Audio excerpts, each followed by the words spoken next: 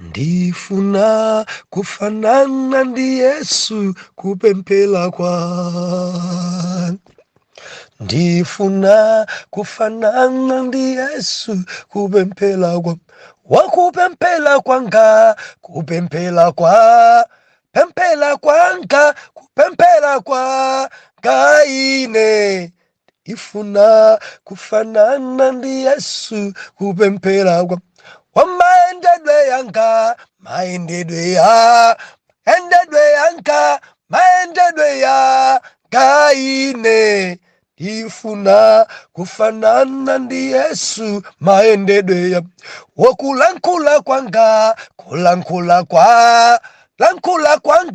kulankhula kwanga ine. Ndifuna kufanana ndi Yesu kulankhula kwanga. Kupemphera kwanga, kupemphera kwanga ine. Ndifuna kufanana ndi Yesu kupemphera kwanga. Ndikulandireni okondedwa omvera konse kumene muli. Heneleke Tchale mtumiki wanu, believer, lero pa 5 May 2023, sabutopiki kudzichepetsa. Mwana Mulungu, titatha mutumiki wa Kristu wa chimpwirikiti chapter 1 mpaka na chapter number 12, Yesu adatumikira madera osiyana-siyana. Tamona ife Yesu akutumikira mbaliyo. Yesu tamona licha kunyanja. Tamona Yesu akugubuduza magome. Tamona Yesu ni mkazi wa Chisamariya. Believer. Tamona Kristu akuchulukitsa, akusandusa madzi kukhala vinyu. Tamona Kristu ife akuchulukitsa mikate. Tamona Yesu akutumikira magawo osiyana, magawo ochuluka. Kuchimpwirikiti anali ku Betaniya, afika mpaka na kumanda. Kuchimpwirikiti loleni kuri tifike mchipinda cha pamwamba. Believer, kuyambira chapter number 13 mpaka na chapter number 17, Yesu ali mchipinda cha pamwamba. Yesu ali padera ndophunzira. Dere zaputa zimene zimwana Mulungu, gawo lalikulu ndi phunziro kwa oyera mtima. Believer, pali minofu yapa chapter 13 mpaka na 17, gawo lalikulu tukamba ndinu ana Mulungu. Kristu akulangiza na Mulungu. Kristu akulangiza ophunzira ake. Kristu akulawirana, akutsanzikana, asadagwidwe, asadakhomedwe. Adali ni nthawi yapadera ndi ophunzira. Mpodzadzapa ndi minofu mwana Mulungu tidalitsika napo kwambiri. Tidalitsika chapter number 13 chimafotokoza kudzichepesa kwa Kristu. Chapter number 14 mpamene Kristu akuwauza ophunziraja kuti musavurike mtima wanu. Ulendo ndi kuchoka pakati panu ndikupita kakukonzerani inu malo. Nadafotokozera kuti ineyo ndiye njirayo. Chapter number 15 akwatsimikizira kuti Yesu ni ndani, ophunzira ni ndani, nanga Atate Mulungu ni ndani. Achitatsindika kuti ine ndiye mpesa weniweniwo. Inuyo ngati ophunzira anga ndinu nthambi zake. Atate ndi wa munda, chichewa china ndi mulimi. Tate wangawo amauyendera mundawu. Akamapesa mundamu nthambi ina imene sidalumikizike ndine, imene sikutha kubala zipatso Atateyo amaidula. Chapter 16 akukamba za Nkhoswe Mzimu Woyera. Believer, nkhani iyi musaputa izizi kwambiri tukamba ndi ana oyera mtima. Inu amene mumazitcha kuti mabeliever, inu amene mumazitcha kuti oyera mtima, inu amene mumazitcha kuti achipembedzo, pali langizo apa. chapter number 17 mpamene ankapempherera kwadalitsa kwapatsa mphamvu ankachitana kuti Ambuye mukhale nawo awa ngakhale ndikulowa mu nyengo za nsauso, nyengo za paniki, asungeni ine ndikachoka pakati pawo, musasiye okha. Ndipo ndikadzafika chapter 17 believer, Khristu Yesu adapempherera china Petro komanso kupempherera inuyo ndi ine, mpodzadzani minofu, mpodalitsa kwambiri apa. Chapter number 13 chimene tikuyamba lero, ndisanawerenge dzulo linali pano, believer tinali pano, timanena za chidwi kapena njala ya pa Mulungu, kumfunafuna. Ahelene adabwera nkumpeza Filipo, tikumfuna Yesu timuone. Filipo ndikukampeza Andrea. Anthu awawa kamtundu akaka kakufuna kuona Yesu. Ndedzulo Mulungu amatilangiza mfune Yesu. Ndiyamika Ambuye muli pa chipembedzo, koma mudamuona, mukunziwa, mudalankhula napo naye kale. Maloro anu ali bwanji? Arambwali onse amene sansaka samanziwayi, sanziwa. Ali pa tchalichi koma mwini tchalichiyo samanziwayi. Ali ndi chiudindo chachikulu kwambiri koma mbuye wake wa chiudindocho samanziwayi. Amachita kufunidwa. Mukamaona ena abwera mapiri, mukamaona ena atamanga pamimba, mukamaona ena kuyenda mchiyero akufunafuna atamuona Yesu, akufunafuna arayenderedwa, amachita kufunidwa. Bilifo usamakhale gada, usamakhale dedede, usamakhale tambasale, amachita funidwa. Kwera phiri, pembedzera, sala kudya, amachita funidwa. Bilifo wanji wopanda kukhala nawo pa intercession, sapembedzera, alibe nthawi zopembedzera, alibe nthawi zapadera. Akatapemphera ndi Sunday pa church member la Mulungu basi, kupita kuchokhala pa mpando tipemphereni 5 minutes, amen, wina yamba utsikhala nthawi zapadera, 1 hour upembedzera, 2 hours upembedzera. Amachita ufunidwa. Ahelena dari tufuna timuone, tufuna timuone, tufuna tindziwe chidwi ndi njala ya pa Khristu. Mchosowa ichi, mfuneni mwana Mulungu, nsakeni khanazo ni nthawi zapadera zomfunafuna Yesu. Mpezeni Yesu ameneyi, mudziwane naye Yesu ameneyi, mukumane naye Yesu ameneyi. Believer, nsakeni, musachite oposedwa ndi Greek. Ahelena sakuposeni. Muli pa mpingo mulibe chidwi kuti mumuone Yesu, ende simmalakalakanso kumuona. Mupembedza ndani? Ulendo wanu ngwakuti, cholinga chanu ncha? Ambuye akuthandizeni. Tiwerenge chapter number 13 mchipinda cha pamwamba. Yesu ndi ophunzira. Mwana Mulungu apa sitipezapo kuti iyayi pabweranso mkazi wa chigololo, ngati patsala kambewu kena kachapa ndi Yudasi. Ngati patsala kambewu kena kosamvesesa, kambewu kena kowukira, ndikuti ndi Yudasi. Chapter 13 verse number 1. Mawotsogolera. Yesu asambitsa mapazi a anyamata ake. Chichewa chida mapazi a ophunzira ake. Verse number 1. Koma pasanafike phwando la Pasaka, Yesu pamodzi podziwa kuti nthawi yake idadza yakuchoka kutuluka mdziko lino lapansi kunka kwa Atate, mene anakonda ache aiye ekha a mdziko lapansi, anawakonda kufikirana chimaliziro. ndipo pokhala pa mgonero mdierekezi adatha kuyika mu mtima mwace wa Yudasi mwana wa Simoni Isikarioti kuti akampereke iye. Yesu podziwa kuti Atate adampasa iye zonse m'manja mwake ndi kuti anachokera kwa Mulungu namuka kwa Mulungu, haleluya, ananyamuka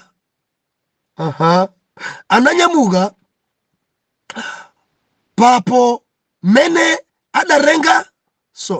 adanyamuka pa mgonero navula malaya ake, ndipo mene adatenga chopukurira anadzimanga mchiuno. Pomwepo anathira madzi msambidwe nayamba kusambitsa mapazi a ophunzira ake ndi kuwapukuta ndi chopukutira chimene anadzimanga nacho. Anadza pomwepo kwa Simoni Petro. Iyeyu ananena ndi iye, Ambuye, kodi inu mundisambitsa ine mapazi?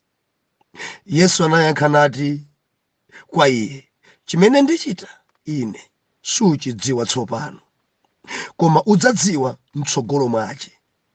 Petro ananena ndi iye, simudzasambitsa mapazi anga ku nthawi yonse. Yesu anayankha iye, ngati sindikusambitsa iwe ulibe cholandira pamodzi ndi ine.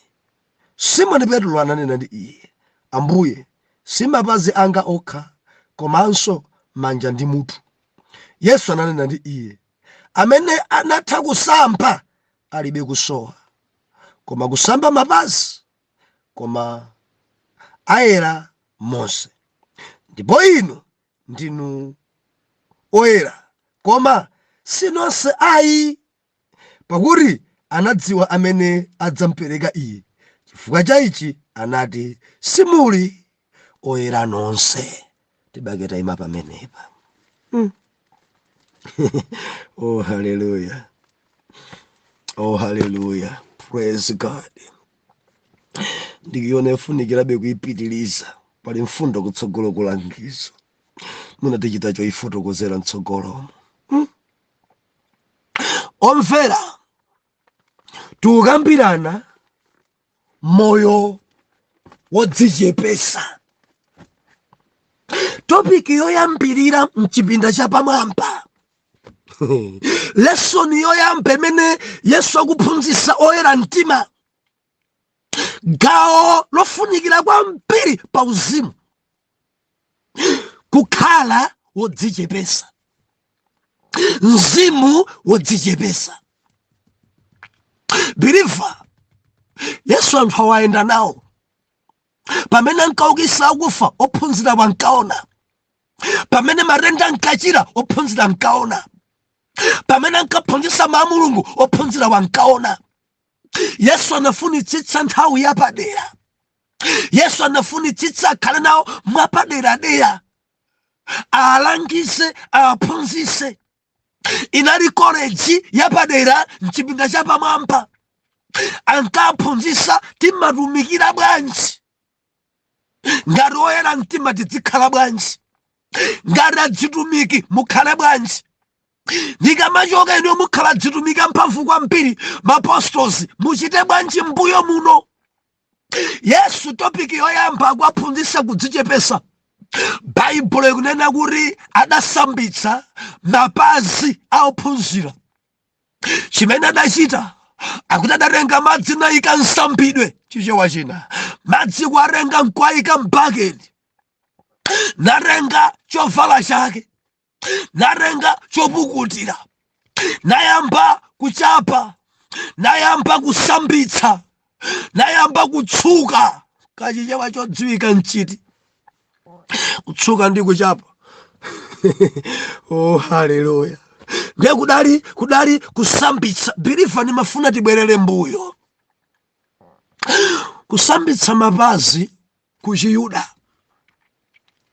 Munthu amene amasambitsa mapazi amakhala kapolo. Pazili imaponda zinthu. Phazili believer phazi. Kuchiyuda pamakhala kapolo. Kapoloyo ndi amene amapukuta mapazi amabwana. Kupukuta, kuchapa, ndikusambitsa mapazi aja nkumayeresa. Amachita izi ndi wantchito, amachita izi ndi kapolo.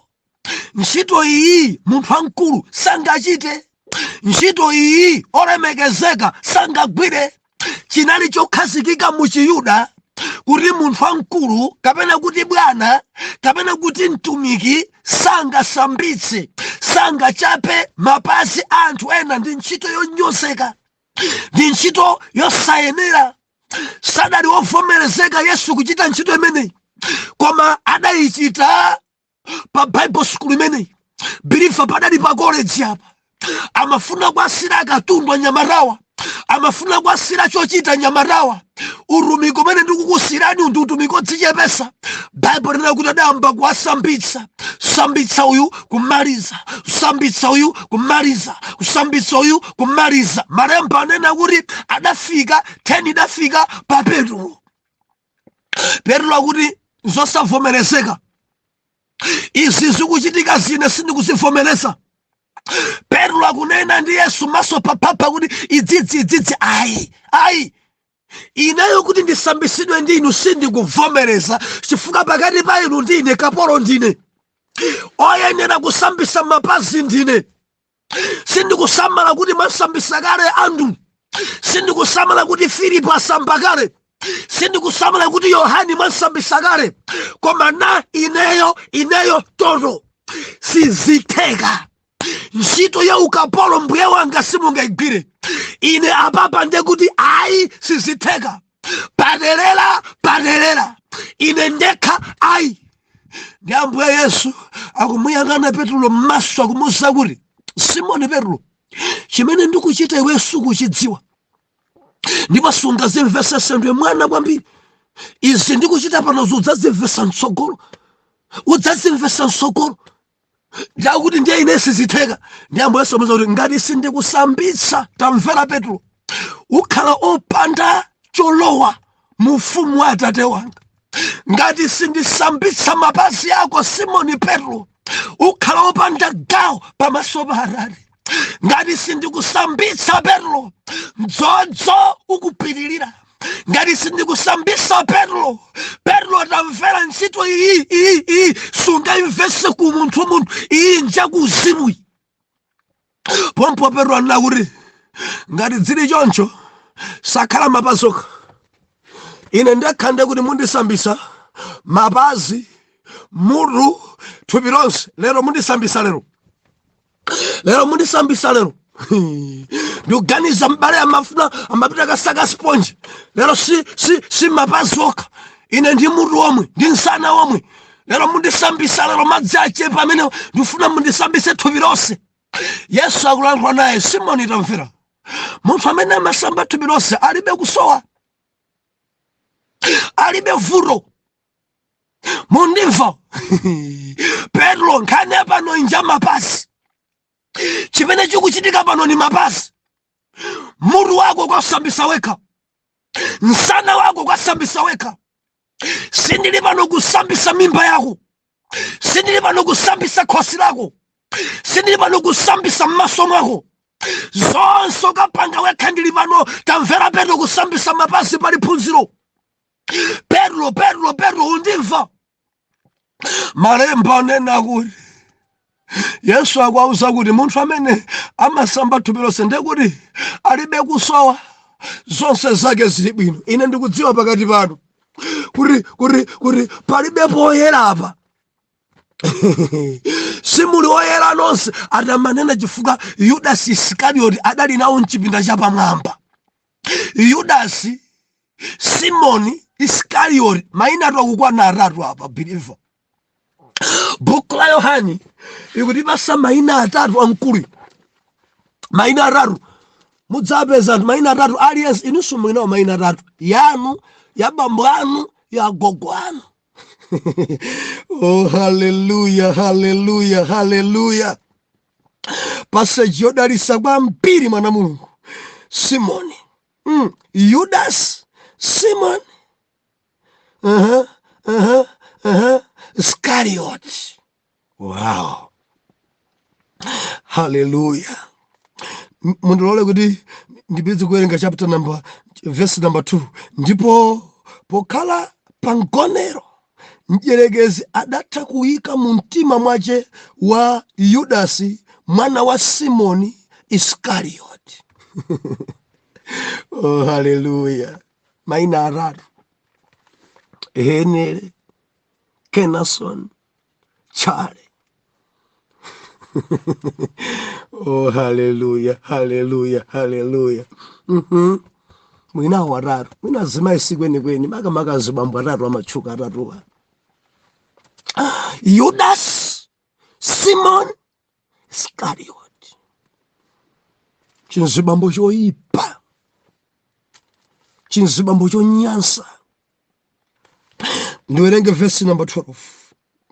Pamenepo aratha iye kusambitsa mapazi awo ndikutenga mayala ake anaseya maso nati kwa iwo, nanga chimene ndakuchitirani inu muchisindikira kodi?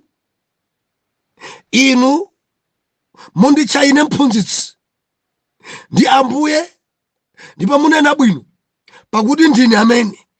Chifukwa chache ngati ine Ambuye ndi mphunzitsi ndasambitsa mapazi anu, inunso muyenera kusambitsana mapazi wina ndi nzace pamenepo. Pakuti ndakupatsani inu chitsanzo kuti monga ine ndakuchitirani inu, inunso muchite. Indetu ndinena ndi inu, kapolo sali wamkulu ndi mbuye wake, kapena mtumwi sali wamkulu ndi wamtuma. Wamtuma iyi ngati mudziwa izi, odala inu ngati muzichita. Sindinena za inu nonse, ndidziwa amene ndawasankha, koma kuti cholemba chikwaniridwe. Iye wakudya mkate wanga natsamira pa ine chidendene chache. Kuyambira tsopano ndinena kwa inu, chisadachitike, kuti pamene chichitika mukakhulupirire kuti ndine amene. Indetu ndinena ndi inu, iye wolandira amene aliyense ndi mtuma alandira ine, koma wolandira ine alandiranso wondituma ine. Mwana Mulungu, mchipinda cha pamwamba lesson yalimba. Ndikuganiza kuti ophunzirawa adafika ponena kuti ndikuti atilemekeza bwanji. Ifeyo ndife adzitumiki, ifeyo ndi ngwazi za Yehova, ifeyo ndife anamandwa.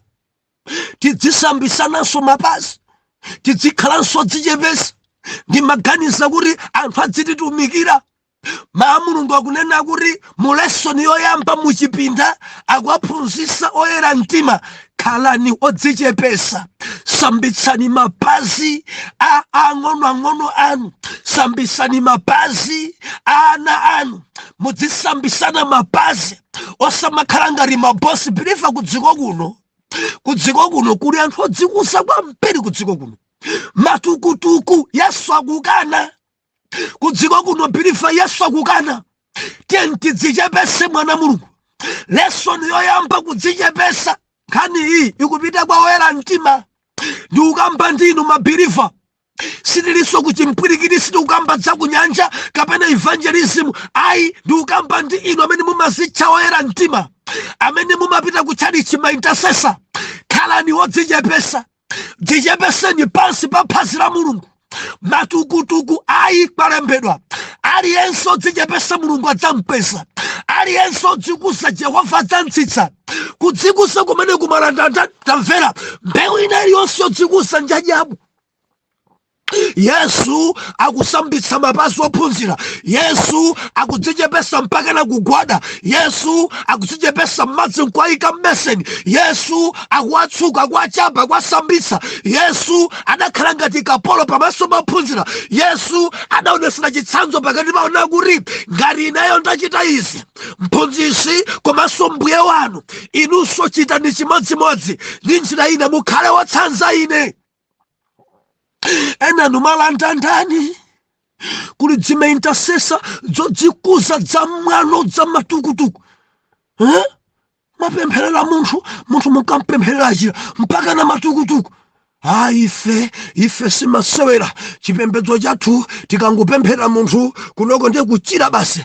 Ife madzitenga kuti mtumiki nzanga nimati ndilisekherere. Dzichepeseni.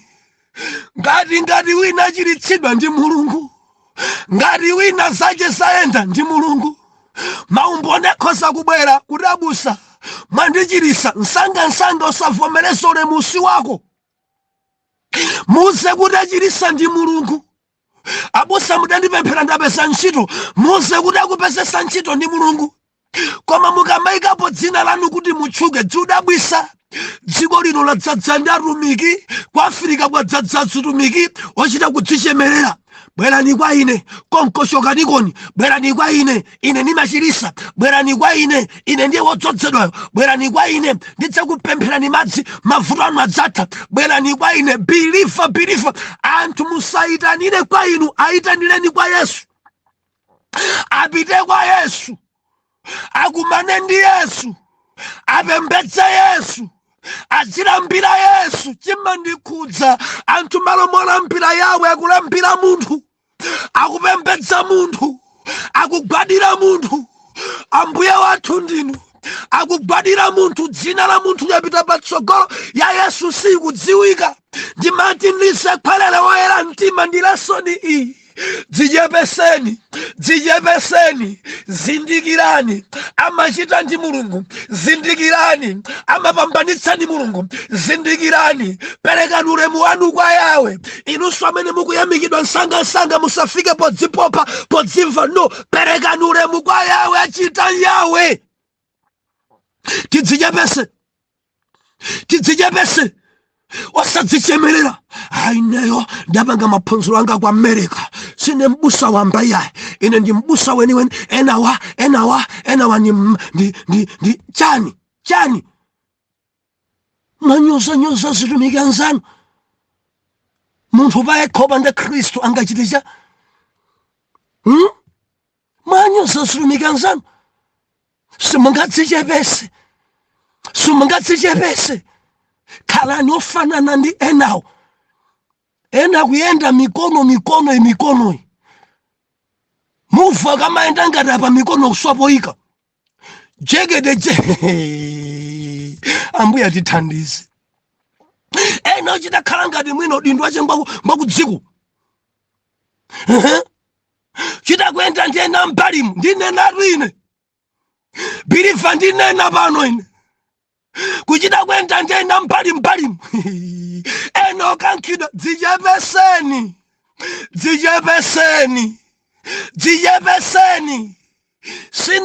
Sindinu president wa chipani. Dzichepeseni. Ndinu intercessor. Dzichepeseni. Ndinu man of God. Dzichepeseni. Ndinu mneneri chabe. Dzichepeseni onga Khristu. Musakhala matukutuku. Dzichepeseni pansi pa phazi la Yawe. Pukurani, sambitsani mapazi ophunzira anu. Muzikhala ofanana ndi onse. Kumachezako ndi onse. Ena kuseka satha kuseka ndi mamemba onse amene akuwatumikira kuti akhale apa kuti adzicheza. Pamene pakhala iye payekha basa libanja limene man of God amene sacheza ndi munthu amakucheza ndi Mulungu. Bodza banja lisamacheza ndi munthu amangocheza ndi Mulungu. Salankhulana ndi munthu amangolankhulana ndi Mulungu.